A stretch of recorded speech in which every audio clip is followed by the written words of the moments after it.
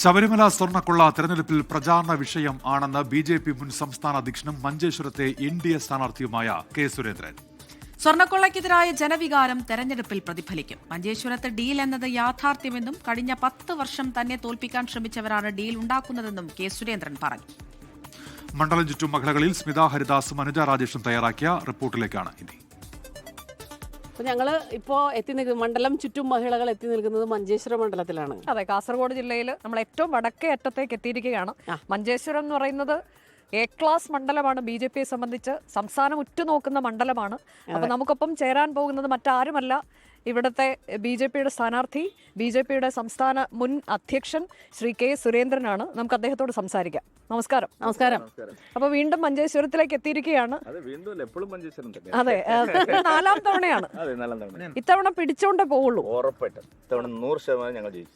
കഴിഞ്ഞ തവണ അതിന് മുമ്പത്തെ തവണയൊക്കെ വളരെ കുറഞ്ഞ ഭൂരിപക്ഷത്തിനാണ് ജയിച്ചു പോയിട്ടുള്ളത് മറ്റേ സ്ഥാനാർത്ഥി. അവര് ജയിച്ചല്ലോ, എല്ലാരും കൂടെ ചേർന്നിട്ട് എന്നെ തോപ്പിച്ചതല്ലേ. അതിനെതിരായിട്ടുള്ള നല്ല വികാരം മണ്ഡലത്തിലുടനീളം ഉണ്ട്. അപ്പൊ ഇത്തവണ ആ രീതിയിലുള്ള പ്ലാനുകളൊക്കെ അവർക്കുണ്ടോ? ഇല്ലാതെ അങ്ങനെ SDPI സ്ഥാനാർത്ഥിയെ നിർത്തിയപ്പോ തന്നെ ഇവര് പറഞ്ഞു, ഓ ഭയങ്കര പ്രശ്നമാണ്, കുഞ്ഞാലിക്കുട്ടി വിളിക്കുന്നു, തങ്ങൾ വരുന്നു, ബാക്കി മറ്റെല്ലാ സംഘടനകളും വരുന്നു. 100% അല്ല, അവരുടെ ഡീലല്ലേ നടക്കുന്നത്. പിന്നെ ഷാനവാസ് പാദൂറിനെ ഇവിടെ മത്സരിപ്പിക്കുക, LDF ഭയങ്കരമായിട്ട് വോട്ട് വർദ്ധിപ്പിക്കുന്നു. എല്ലാ പാർട്ടികളും വോട്ട് വർദ്ധിപ്പിക്കാനല്ലേ നിൽക്കുന്നത്. ജില്ലാ സെക്രട്ടേറിയറ്റ് പറഞ്ഞു പാദൂറാണ് നല്ല സ്ഥാനാർത്ഥി, അയാൾ വന്നെങ്കിൽ കുറേ വോട്ട് ഇവിടെ കിട്ടും. സംസ്ഥാന നേതാക്കൾ പറഞ്ഞു പാദൂർ വന്ന സുരേന്ദ്രൻ ജയിക്കും.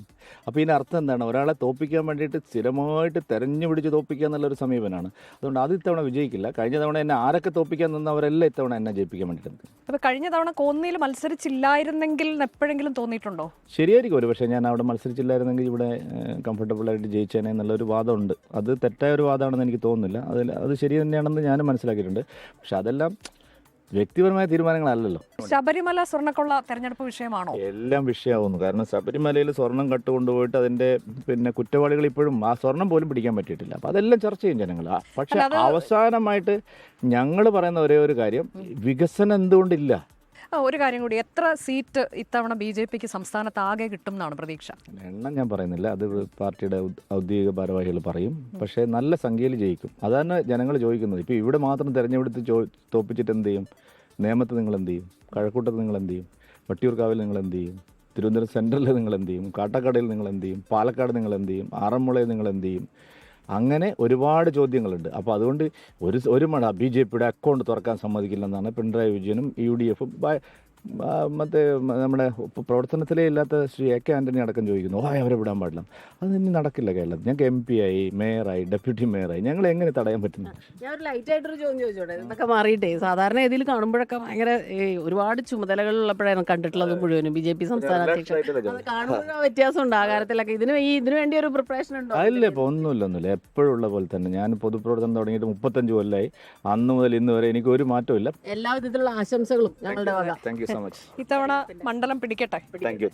അപ്പൊ അങ്ങനെ തെരഞ്ഞെടുപ്പിന്റെ ചൂടിലാണ് NDA സ്ഥാനാർത്ഥി, മഞ്ചേശ്വരത്തെ NDA സ്ഥാനാർത്ഥി, മുൻ ബി.ജെ.പി. സംസ്ഥാന അധ്യക്ഷൻ കെ സുരേന്ദ്രന്റെ കൂടെയാണ് നമ്മളിപ്പോൾ ഉണ്ടായിരുന്നത്. നമ്മൾ ഇനി അടുത്ത മണ്ഡലത്തിലേക്ക് യാത്രയാവുകയാണ്. അതെ, മറ്റ് സ്ഥാനാർത്ഥികളെ കൂടി നേരിൽ കാണും. ഒപ്പം വോട്ടർമാരുടെ അഭിപ്രായങ്ങൾ നമ്മൾ തേടും. നമ്മൾ യാത്ര തുടരുകയാണ്.